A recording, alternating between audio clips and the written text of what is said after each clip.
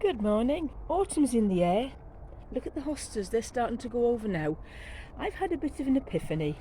Having done the car boot sale at the weekend and sold quite a lot of plants, I thought, right, I am now going to look around my garden and see what kind of things I can take cuttings from to sell next year at the car boot sale. I did at the beginning of the year divide my hostas, so I have got loads of hostas. I have some Tradescantia, some Oxalis and a few other plants. All I did was I divided them off my own plants, and again they're for sale for next year. But now I need to look around my garden and find space. The hostas are all going to die back for the winter, and that's absolutely fine. I'll stand those trays of hostas up on top of the shed down there, so they're not going to take up any space whatsoever, and they'll flush out next spring, maybe April, May. I'm going to have some beautiful plants to sell at the car boot next year. It certainly is a lucrative way to earn a little bit of money. Now, I'm not talking about the odd tomato plant or tray of seeds of whatever. That's not lucrative. I haven't got the space for that.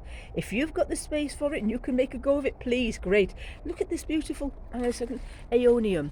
Things like that, I can take a cutting of that. Let me step back a bit. I'm actually going to go and have a look at the garden centre at the weekend and look for some really good shrubs that I can take cuttings from.